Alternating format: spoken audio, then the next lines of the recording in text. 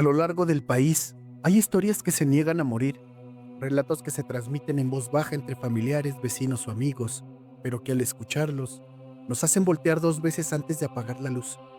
Hoy te contaré experiencias que parecen sacadas de una pesadilla, pero quienes las vivieron aseguran que fueron muy reales. Estas son las voces de los suscriptores.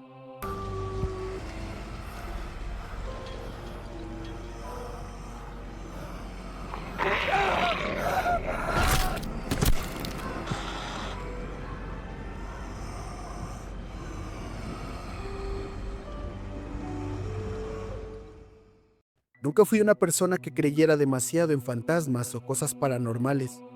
Crecí escuchando historias de mi abuela sobre aparecidos, brujas y almas en pena, pero siempre pensé que eran cuentos para asustar a los demás.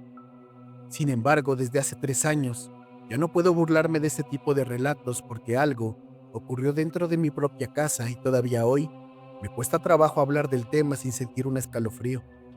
Mi nombre es Mariana, tengo 34 años y vivo en San Juan Cholula, Puebla. Mi hija Sofía tenía apenas 4 años cuando empezó a hablar de un niño llamado Emiliano. Al principio, todo me pareció completamente normal. Casi todos los niños inventan amigos imaginarios y los psicólogos incluso dicen que forman parte del desarrollo. Sofía decía que Emiliano jugaba con ella mientras coloreaba, que le hacía compañía cuando yo cocinaba y que le gustaban mucho sus muñecas. Nunca me preocupé por eso. Lo extraño comenzó cuando ella dejó de referirse a Emiliano como un niño. Una tarde, mientras preparaba la comida, Sofía llegó corriendo hasta la cocina y me preguntó si podía servir un plato más, porque Emiliano también iba a comer. Sonreí y seguí el juego. Coloqué otro plato sobre la mesa mientras ella se reía. Cuando terminé de servir, la escuché decir muy seria, no quiere sentarse porque dice que los adultos no deben verlo. Aquello me hizo gracia, pero esa misma noche ocurrió algo que me dejó pensando. Entré a su habitación para arroparla y la encontré mirando fijamente el rincón más oscuro del cuarto. ¿Qué haces, hija? Esperando a que Emiliano termine de verme. La frase me incomodó bastante. ¿Cómo que termine de verte? Dice que cuando me mira mucho tiempo, aprende cosas nuevas. Sentí un extraño vacío en el estómago. Me pregunté cómo era Emiliano. Esperaba que describiera a un niño cualquiera, pero respondió algo completamente distinto. Es muy alto, más alto que tú. Todo él es negro, pero tiene una cara blanca y unos ojos muy brillantes. Nunca sonríe. Me quedé inmóvil. Pensé que quizás había visto algún personaje en internet o en la televisión, así que revisé todo el contenido que veía. No encontré absolutamente nada parecido. Con el paso de las semanas, comenzaron a ocurrir pequeños incidentes. Los juguetes aparecían acomodados formando círculos en el piso. Las puertas de los closets amanecían abiertas. Más de una vez encontré las luces del pasillo encendidas a las 3 de la mañana. Siempre asumía que había sido yo o que Sofía se había levantado sin que la escuchara, hasta que una madrugada desperté porque la escuché hablar. Pensé que estaba soñando, pero al acercarme a la puerta de su habitación, distinguí perfectamente dos voces. La de mi hija era clara, infantil. La otra apenas era un murmullo grave que no alcanzaba a entender. Abrí la puerta de inmediato. Sofía estaba sentada sobre la cama, mirando hacia el rincón donde siempre decía estaba Emiliano. Cuando encendí la luz, dejó de hablar y simplemente señaló hacia la oscuridad. Ya se escondió porque llegaste. Le pregunté con quién hablaba realmente. Con Emiliano. ¿Qué te estaba diciendo? Su respuesta me dejó congelada. Que ya casi es tiempo de que vaya con él. Dormí con ella esa noche. A partir de entonces dejó de querer jugar con otros niños. Prefería quedarse encerrada en su cuarto, conversando sola durante horas. Cuando le preguntaba qué hacían, solamente respondía que Emiliano le enseñaba lugares donde no existía el sol. Decía que allá todo era muy tranquilo y que nadie lloraba nunca. Empecé a preocuparme de verdad. La llevé con una psicóloga infantil, pensando que quizá estaba pasando por alguna etapa complicada. Después de varias sesiones, la especialista me dijo algo que todavía recuerdo perfectamente. Su hija no presenta ningún trastorno. Es una niña completamente sana. Eso, en lugar de tranquilizarme, me inquietó mucho más. Una tarde, regresábamos del supermercado cuando Sofía señaló la ventana del segundo piso de la casa. Mamá, Emiliano nos está esperando.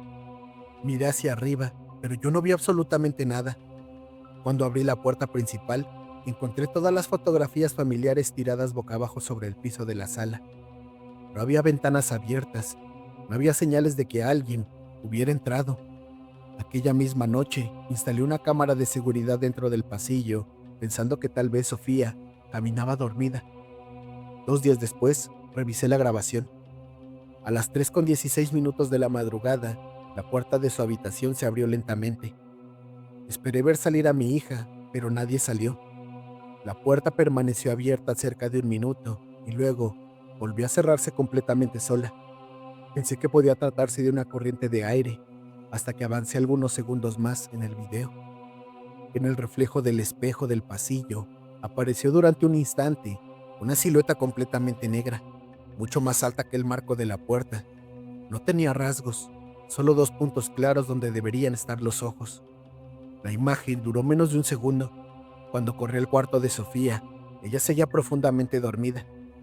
Decidí sacar a mi hija de la casa durante algunos días e irnos con mi mamá.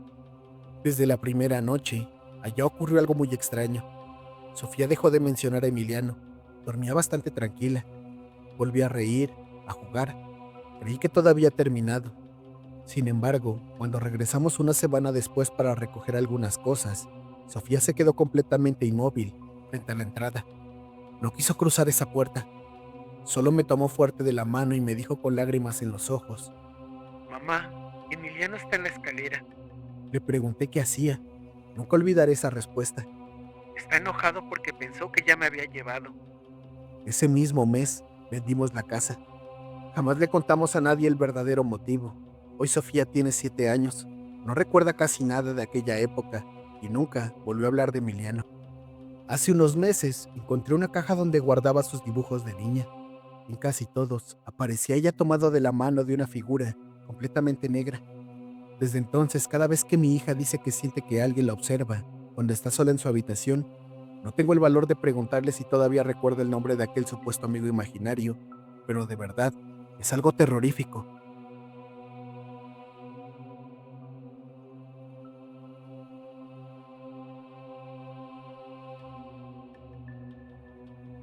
Me llamo José Manuel y vivo en un pequeño pueblo de Chiapas, aunque desde hace algunos años vivo en San Cristóbal de las Casas por cuestiones de trabajo. Crecí en la casa de mis abuelos, una vivienda antigua con techo de lámina, ubicada en las afueras de este pueblo. Lo que quiero contarles el día de hoy es algo que ocurrió cuando tenía 16 años y cambió por completo la forma en que veo las historias sobre los nahuales. Antes, pensaba que eran leyendas para asustar a los niños, pero después de lo que vivimos durante varios meses, entendí por qué en muchas comunidades prefieren no hablar de ellos cuando cae la noche. Todo comenzó durante la temporada de lluvias. Una madrugada, desperté por un sonido muy extraño sobre el techo. No eran los típicos pasos de un gato ni el golpeteo de las ramas con el viento. Eran pisadas pesadas, lentas, perfectamente marcadas, como si una persona estuviera caminando descalza de un extremo al otro de la casa. Al principio, pensé que algún ladrón había subido para intentar entrar, así que desperté a mi papá. Él tomó una lámpara y salió al patio mientras yo lo seguía con bastante miedo. Alumbró hacia el techo y no encontró absolutamente a nadie. A la mañana siguiente, revisamos la lámina esperando hallar alguna huella o señal de que alguien había estado allá arriba, pero estaba completamente limpia. Lo extraño fue que esa misma noche el ruido regresó exactamente a las 3 de la madrugada. Las pisadas comenzaron sobre la habitación de mis abuelos y fueron avanzando lentamente hasta quedar justo encima del cuarto donde yo siempre dormía. Permanecieron ahí durante varios minutos. Era como si quien estuviera caminando supiera perfectamente dónde me encontraba. Las noches siguientes fueron iguales. A veces escuchábamos únicamente los pasos. Otras ocasiones también se oían arañazos largos sobre la lámina, como si unas garras enormes rasparan el techo con toda la intención de hacerse notar. Mi mamá empezó a rezar todas las noches porque decía que aquello no era normal. Mi abuelo, en cambio, guardaba silencio. Una madrugada después de escuchar nuevamente los ruidos, lo vi persignarse y decir algo en Totsin que nunca entendí. Días después le pregunté directamente qué pensaba que estaba pasando. Él tardó varios minutos en responderme. Finalmente me dijo que había personas capaces de convertirse en animales y que algunas de ellas buscaban ciertas casas por razones que nadie lograba comprender. Me pidió que si alguna vez escuchaba los pasos de nuevo, jamás saliera al patio ni mirar hacia el techo. Según él, había personas que desaparecían después de encontrarse cara a cara con un nahual. Yo seguía sin creer del todo hasta que una noche decidí asomarme por la ventana de mi habitación. Apenas corrí la cortina y una silueta enorme recortada contra la luz de la luna. Caminaba erguida sobre el techo, con un equilibrio imposible. Medía más que cualquier hombre. Tenía los brazos demasiado largos y la cabeza parecía la de un perro o un coyote. Lo más perturbador fue que de pronto dejó de caminar y giró lentamente hacia la ventana, como si hubiera sentido que lo estaba observando. Alcancé a distinguir dos ojos amarillos brillando en la oscuridad antes de tirarme al suelo por el miedo. No dormí el resto de la noche. Al amanecer, subimos nuevamente al techo pensando que quizás encontraríamos alguna explicación. Esta vez sí había marcas. No eran huellas humanas ni de algún animal conocido. Parecían pisadas alargadas con dedos demasiado largos y separados entre sí. Mi papá tomó algunas fotografías, pero cuando intentó enseñarlas más tarde en su teléfono, las imágenes aparecían completamente negras, como si la cámara hubiera dejado de funcionar únicamente en ese momento. Después de aquello buscamos ayuda con un anciano muy respetado en esta comunidad. Él recorrió toda la casa, quemó copal y antes de irse nos dijo que dejáramos de salir después del anochecer durante algunos días. Esa noche escuché con toda claridad la voz de mi madre llamándome desde arriba de la casa. Quise levantarme para ayudarla, pero recordé la advertencia que me había dicho el anciano. Permanecí inmóvil mientras la voz repetía mi nombre una y otra vez.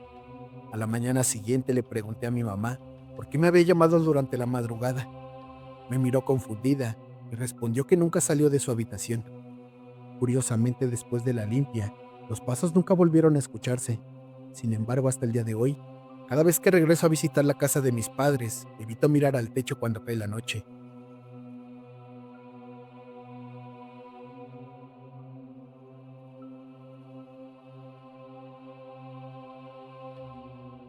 Me llamo Verónica, tengo 30 años y durante casi 5 trabajé como supervisora en un Cinemex, ubicado dentro de Plaza Dorada en la ciudad de Puebla. Entré cuando todavía estaba terminando la universidad y con el tiempo fui ascendiendo hasta convertirme en la encargada del cierre. Eso significaba que prácticamente todas las noches me quedaba hasta que el último cliente abandonaba el complejo, revisando salas, arqueos de caja, inventarios y asegurándome de que todo quedara listo para el día siguiente. Al principio me encantaba la tranquilidad que se sentía cuando el cine quedaba vacío, pero con el paso de los meses descubrí que, después de la última función, realmente nunca nos quedamos solos. Los empleados más antiguos tenían la costumbre de bromear con los nuevos. Les decían que jamás entrarán solos a la sala 7, cuando todas las funciones hubieran terminado. Yo pensaba que era una simple tradición para espantar a los recién contratados, hasta que uno de los proyectistas, un señor que se llamaba Juan, me habló completamente serio. Me dijo que durante varios años, trabajadores habían visto a varias personas sentadas dentro de esa sala después del cierre, aunque los sistemas confirmaban que ya no había absolutamente nadie. No le di mucha importancia. Después de todo, un cine produce muchos sonidos extraños cuando queda vacío. El aire acondicionado cambia la presión, las butacas crujen al enfriarse y los proyectores siguen emitiendo pequeños ruidos incluso cuando ya están apagados. Todo tenía una explicación lógica. Sin embargo, la primera experiencia ocurrió unas semanas después. Eran casi las 2 de la madrugada. Mi compañero Ricardo y yo hacíamos el recorrido final antes de activar la alarma. Al abrir la sala 7, vimos claramente a un hombre sentado en la última fila. Pensamos que algún cliente se había quedado dormido durante la película. Ricardo incluso le habló desde la entrada. Señor, ya cerramos. El hombre no respondió. Subimos las escaleras alumbrando con nuestras lámparas, pero cuando llegamos a la última fila, no había absolutamente nadie. Revisamos debajo de las butacas, creyendo que quizás alguien nos estaba jugando una broma, pero la sala estaba completamente vacía. Bajamos confundidos y revisamos las cámaras de seguridad. Lo extraño fue que en la grabación nunca apareció ninguna persona entrando o saliendo de esa sala durante la noche. Después de ese incidente, comenzaron a ocurrir cosas cada vez más difíciles de explicarte. Varias veces escuchamos risas infantiles provenientes de salas donde ya no había funciones programadas. Los sensores de movimiento encendían las luces de los pasillos cuando no había nadie. Incluso llegaban reportes desde la cabina de proyección indicando que algunas puertas de emergencia se abrían solas durante la madrugada para volver a cerrarse lentamente unos segundos después. Una noche me tocó hacer el cierre únicamente con una empleada que se llamaba Dani. Terminamos de limpiar las dulcerías y comenzamos el recorrido. Todo parecía normal hasta que pasamos frente a la sala 5. Desde adentro se escuchó el sonido inconfundible de unas palomitas cayendo sobre el piso. Pensamos que algún cliente seguía ahí adentro, así que abrimos inmediatamente. La pantalla estaba completamente apagada. Las luces de limpieza ya estaban encendidas. No había nadie. Mientras revisábamos las filas, escuchamos pasos corriendo detrás de nosotros. Nos volteamos al mismo tiempo, convencidas de que alguien intentaba esconderse, pero las puertas permanecían cerradas y no había ninguna persona dentro de esta sala. Dani salió llorando y se negó a volver a entrar. Aquella noche terminé la inspección completamente sola. Con el tiempo empecé a notar un detalle muy inquietante. Casi todos los sucesos ocurrían exactamente después de la última función, nunca durante un horario normal del cine. Era como si algo esperara pacientemente a que el edificio quedara vacío para hacerse presente. El episodio que terminó de convencerme ocurrió un domingo. Mientras revisaba las cámaras desde la oficina de supervisión, observé movimiento en el monitor correspondiente al pasillo de las salas VIP. Pensé que algún empleado seguía trabajando y acerqué la imagen. Vi claramente a una mujer caminando despacio. Vestía un abrigo gris, bastante antiguo, y llevaba el cabello muy largo. Lo extraño era que avanzaba sin mover los brazos, como si simplemente se deslizara sobre el piso. Tomé el radio y llamé a Ricardo para preguntarle si había subido al segundo nivel. Me respondió que todos estaban conmigo en la planta baja.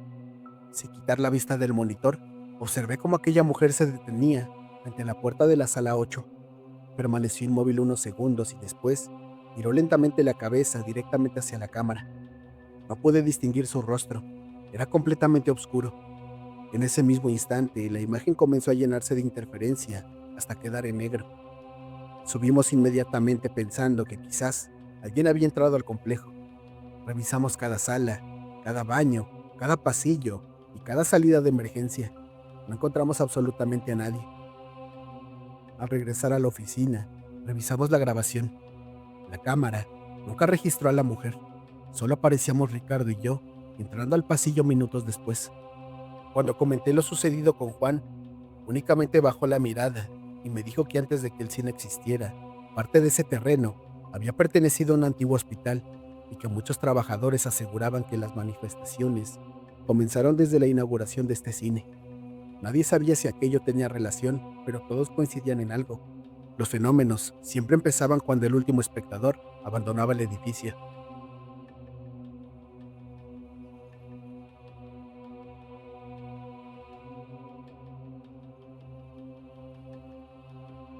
Hola Rey, espero me recuerdes. Soy Luis Fernando.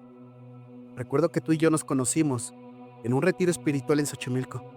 Actualmente tengo 38 años y durante casi 4 fui seminarista en Guadalajara, en el Seminario Conciliar. Entré con mucha ilusión de convertirme en sacerdote. Fueron años de mucho estudio, oración y disciplina, pero también fueron los años en los que viví la experiencia más difícil de explicar de toda mi vida. Nunca he contado esto públicamente porque sé que muchas personas pensarán que estoy exagerando o que todo fue producto del cansancio. El seminario ocupaba un edificio antiguo con largos pasillos de piedra, techos altos y salones que conservaban muebles de madera con varias décadas de antigüedad. Desde el primer semestre, escuchamos rumores sobre un sacerdote que, según los alumnos más antiguos, seguía recorriendo los corredores durante la madrugada. Decían que muchos años había sido profesor de filosofía y que falleció de manera repentina antes de terminar un ciclo escolar. Nadie mencionaba su nombre completo, simplemente lo llamaban El padre maestro. los formadores. Nunca hablaban del tema y cuando algún alumno preguntaba, respondían con una sonrisa incómoda y cambiaban de conversación. Yo nunca presté atención a esas historias hasta que una noche, eran casi las 11:30 cuando decidí ir a la biblioteca por un libro que necesitaba. El edificio estaba completamente en silencio. Mientras caminaba por el corredor, escuché pasos delante de mí. Pensé que otro seminarista iba hacia el mismo lugar, pero al doblar la esquina, vi un sacerdote vestido con sotana negra caminando lentamente. No alcancé a distinguir bien su rostro porque llevaba las manos detrás de la espalda y nunca volteó hacia mí. Lo seguí unos metros para pedirle que me abriera la biblioteca, pero cuando llegué al final del pasillo, ya no había absolutamente nadie. Revisé las únicas dos puertas cercanas y ambas seguían cerradas con llave. A la mañana siguiente, comenté lo ocurrido durante el desayuno. Nadie se sorprendió. Uno de mis compañeros simplemente bajó la voz y dijo: ¿Ya viste al padre maestro? aquella naturalidad me inquietó mucho más que la aparición. Con el paso de los meses comenzaron a ocurrir otros sucesos. Varias veces encontrábamos salones abiertos después del toque de silencio, aunque todos juraban haberla cerrado. En algunas madrugadas se escuchaba claramente el ruido de un gis escribiendo sobre un pizarrón. Más de una ocasión varios compañeros salieron creyendo que algún profesor estaba preparando una clase, pero al entrar no había absolutamente nadie. Lo único extraño era que siempre aparecía escrita una frase distinta en latín. Los encargados de limpieza aseguraban que al llegar por la mañana, los pizarrones ya estaban completamente limpios.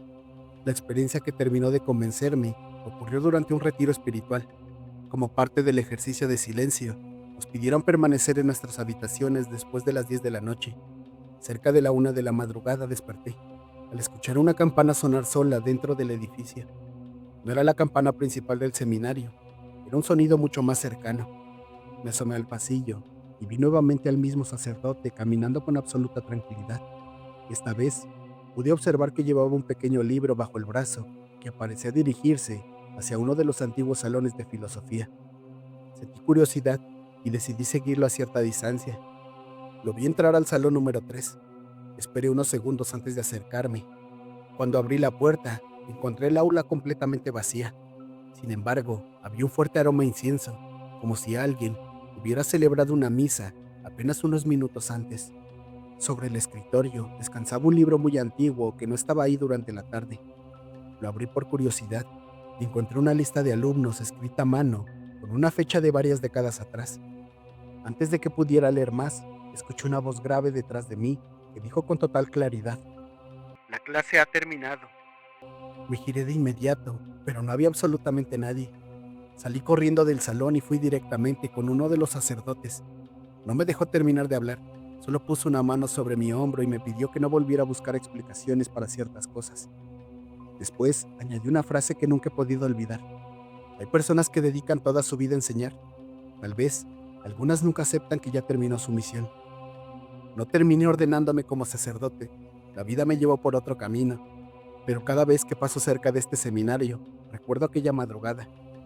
Nunca volví a ver al padre maestro, aunque algunos compañeros con los que aún mantengo contacto aseguran que de vez en cuando los seminaristas nuevos siguen escuchando pasos en los pasillos y el sonido de un gis escribiendo en un salón vacío. Esta es una de las tantas anécdotas que tengo, amigo. Te las estaré enviando. Cuídate mucho.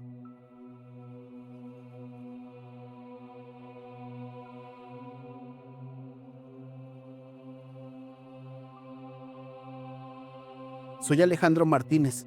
Tengo 36 años y desde muy joven he trabajado como remador y guía en los canales de San Gregorio Atlapulco, en Xochimilco. Mi familia ha vivido aquí por generaciones y conozco prácticamente cada canal, cada desviación y cada chinampa de la zona. Precisamente por eso puedo asegurar que lo que voy a contarte no ocurrió en un lugar que aparezca en los mapas. Fue una pequeña chinampa que encontramos una sola vez y que ninguno de nosotros ha vuelto a localizar, aunque la hemos buscado durante muchísimos años. Todo sucedió hace aproximadamente 4 años. Era finales de noviembre y un amigo mío, Ricardo, me pidió que lo acompañara a revisar unas redes de pesca que había dejado antes del amanecer. Salimos cuando todavía estaba oscuro, porque queríamos regresar antes de que comenzaran a llegar los turistas. Esa mañana había una neblina tan espesa que apenas podíamos distinguir unos cuantos metros frente a la trajinera. El agua estaba completamente quieta y el silencio era bastante fuerte y extraño, como si ni siquiera los pájaros hubieran despertado. Después de casi 40 minutos remando, notamos que habíamos entrado en un canal que ninguno de los dos recordaba. No era muy ancho y estaba rodeado por aguejotes, muy antiguos cuyas ramas casi tocaban el agua. Pensamos que simplemente nos habíamos desviado por la neblina, así que seguimos avanzando lentamente, buscando una salida. Fue entonces cuando vimos una pequeña chinampa completamente aislada. Lo primero que llamó nuestra atención fue que no había cultivos. Toda la superficie estaba cubierta por hierba alta, muy descuidada, como si llevara décadas abandonada. En el centro, había una construcción muy pequeña hecha con madera vieja y láminas oxidadas. No parecía una vivienda, sino una especie de refugio improvisado. Lo más extraño era que a pesar del abandono vimos salir humo por una vieja chimenea. Ricardo bromeó, diciendo que quizás algún campesino vivía ahí. Sin embargo, conforme nos acercamos, empecé a sentir una incomodidad muy difícil de explicarte. No se escuchaban insectos, ranas ni aves. El lugar parecía completamente muerto. Incluso el agua alrededor de la chinampa estaba inmóvil, sin una sola onda. Cuando nos encontrábamos a unos 20 metros, vimos salir a un hombre de la construcción. Llevaba un sombrero de palma bastante viejo y un gabán oscuro que le llegaba casi hasta las rodillas. Permanecía completamente inmóvil, observándonos desde la orilla. Al principio levanté la mano para saludarlo, pero él jamás respondió. Ni siquiera hizo el más mínimo movimiento. Ricardo disminuyó la velocidad de la trajinera. Buenos días. Gritó. No hubo ninguna respuesta. El hombre seguía completamente quieto. Entonces ocurrió algo que todavía hoy me pone la piel de gallina. El sol comenzaba a salir detrás de los árboles y un rayo de luz iluminó directamente su rostro. Fue en ese momento cuando vimos sus ojos. No tenían color blanco, no se distinguían pupilas, eran completamente rojos como dos brasas encendidas. Ninguno de los dos dijo una palabra. Instintivamente comenzamos a remar hacia atrás para alejarnos de esa chinampa. Mientras retrocedíamos, aquel hombre dio un paso hacia la orilla, sin dejar de mirarnos. Después otro, y otro más. Caminaba despacio, pero nunca apartaba la vista de nosotros. Cuando estuvimos lo suficientemente lejos para sentirnos tranquilos, Ricardo volteó un momento para buscar el canal por donde habíamos llegado. Apenas fueron 2 o 3 segundos. Cuando volvió a mirar hacia la chinampa, el hombre ya no estaba. Pensamos que había regresado a la construcción. Sin embargo, escuchamos un golpe seco detrás de la trajinera. Giré inmediatamente. El hombre estaba parado sobre el agua, a menos de 5 metros de nosotros. Simplemente estaba ahí, inmóvil, con el sombrero cubriéndole parte del rostro y aquellos ojos rojos, fijos en nosotros. Nunca había sentido tanto miedo. Comenzamos a remar desesperadamente hasta salir de aquel canal. Ninguno de los dos volvió a mirar atrás. Después de varios minutos, encontramos nuevamente una zona conocida de los canales. Al llegar con otras personas, les contamos lo sucedido. Algunos dejaron de sonreír en cuanto mencionamos al hombre del sombrero. Uno de ellos, que llevaba más de 50 años trabajando en Xochimilco, nos dijo que nuestros abuelos hablaban de una chinampa que aparecía únicamente algunas madrugadas de mucha neblina. Según contaban, ahí vivía un hombre que nunca envejecía y que se aparecía para atraer a quienes navegaban solos. Decían que quienes desembarcaban en esa isla jamás regresaban y que con el tiempo también pasaban a formar parte de ese lugar. Durante los meses siguientes, Ricardo y yo intentamos encontrar nuevamente aquel canal. Salimos al amanecer decenas de veces, recorrimos rutas distintas e incluso preguntamos a otros pescadores, pero nadie pudo señalar el sitio exacto. Era como si aquella chinampa hubiera desaparecido por completo. Lo único que quedó como recuerdo ocurrió unos días después. Mientras limpiábamos la trajinera, encontré atorado entre unas tablas un pequeño pedazo de carrizo húmedo. Tenía grabadas unas líneas muy antiguas y desprendía un olor muy intenso a tierra mojada. El abuelo de Ricardo lo vio y me dijo que lo arrojara inmediatamente al agua sin llevármelo a casa. Obedecí sin hacer preguntas. Desde entonces sigo trabajando en los canales de Xochimilco y conozco cada rincón, mucho mejor que antes. Pero cuando la neblina cubre el agua antes del amanecer y algún turista me pregunta si existen lugares embrujados en los canales, no solamente les digo acerca de la isla de las muñecas, también les cuento que hay una chinampa que a veces aparece y desaparece, espantando a las personas.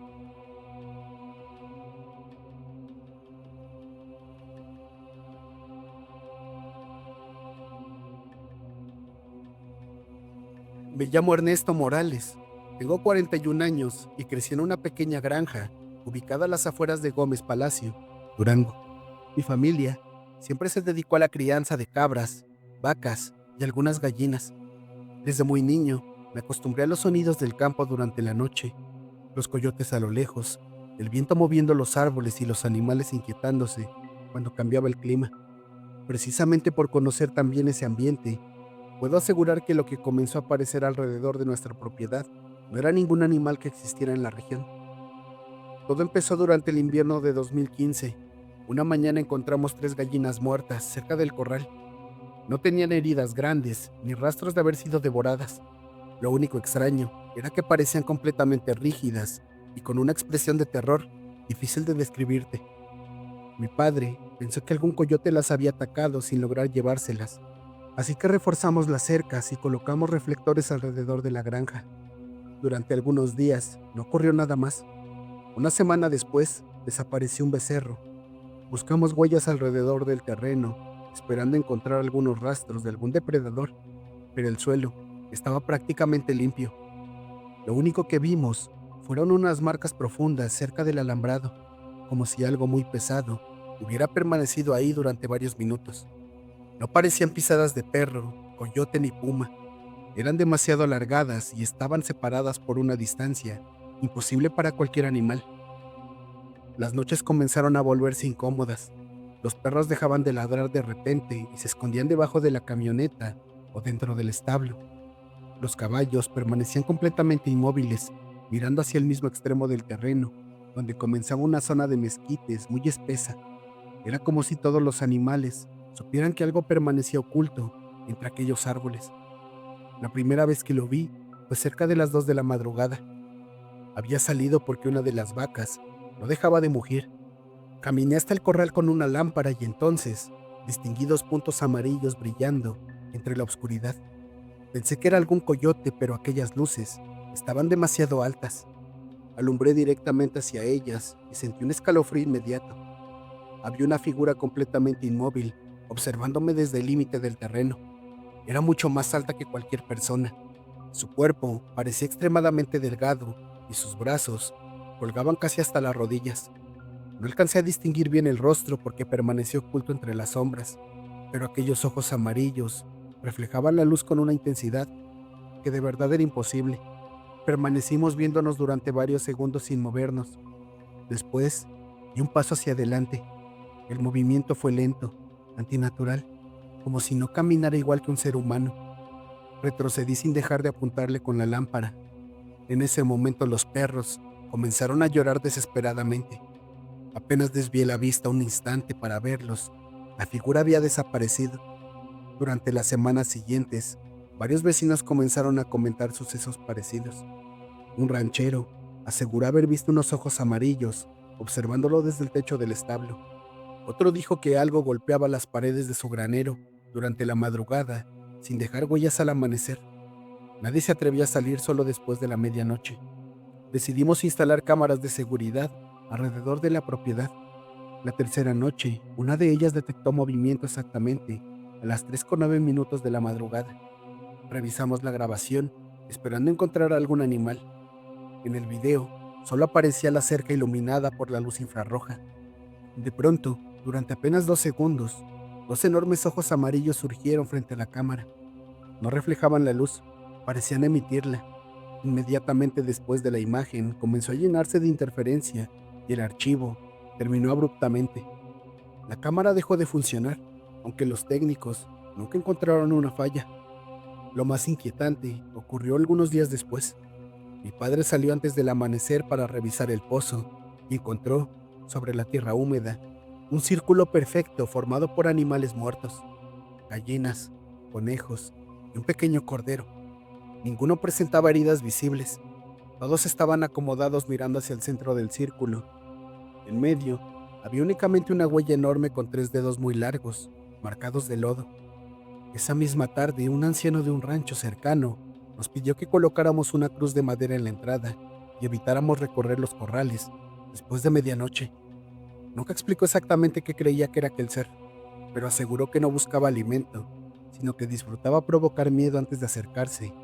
Han pasado casi 7 años desde entonces. Las muertes de animales terminaron de manera tan repentina como comenzaron, pero hay algo que nunca desapareció. De vez en cuando, especialmente durante las noches sin luna, los perros vuelven a esconderse y se niegan a salir. Cuando eso ocurre, ya nadie en mi familia necesita mirar hacia los mezquites para saber que desde la oscuridad, un par de ojos amarillos continúa observando la granja con la misma paciencia con la que lo hizo la primera vez.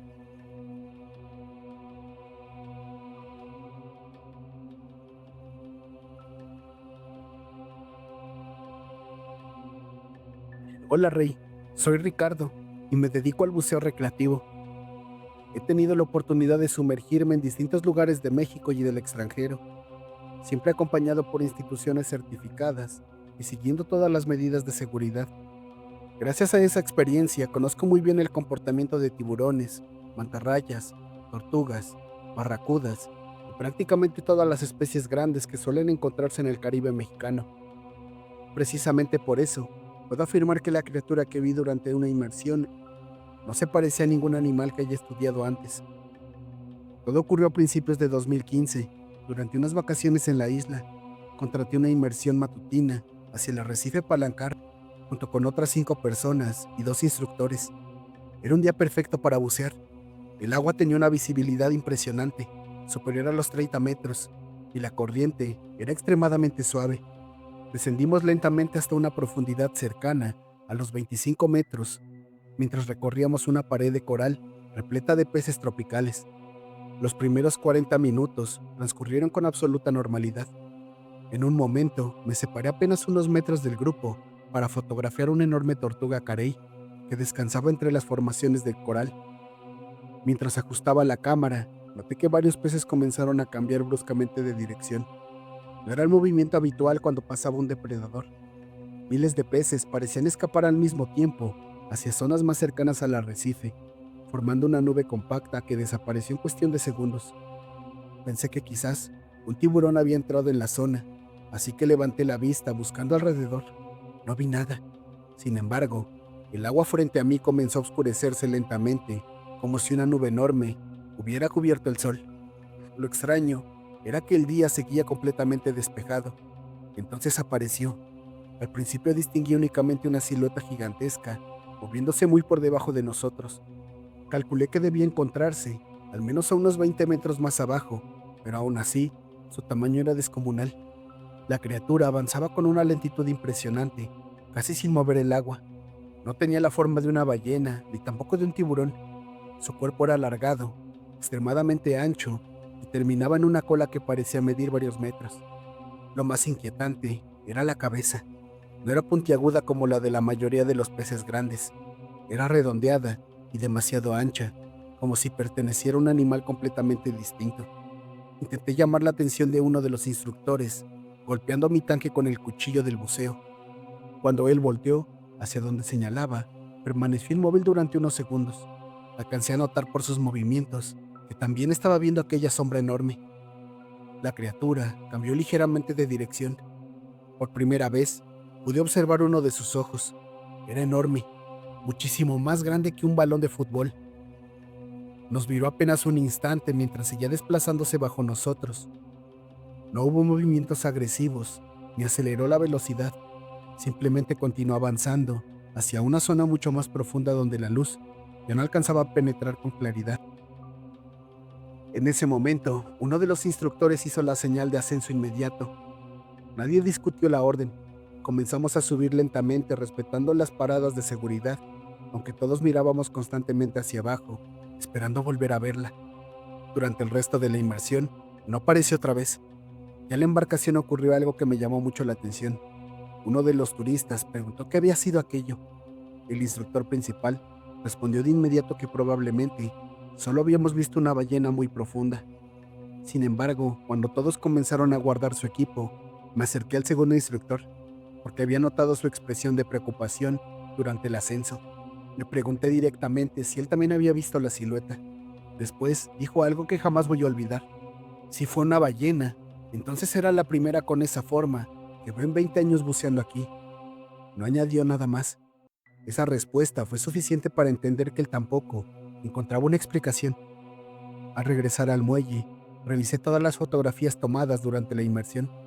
En una de ellas, aparecía claramente una enorme sombra ocupando casi toda la parte inferior de la imagen.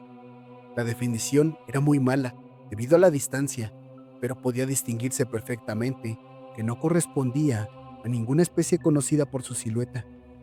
Días después, intenté recuperar el archivo original desde la tarjeta de memoria para poder ampliarlo. Sorprendentemente, esa fotografía había desaparecido, aunque todas las demás seguían intactas. Desde entonces, he vuelto a bucear muchas veces en distintos arrecifes, incluso nuevamente en Cozumel. Nunca he vuelto a encontrarme con algo parecido.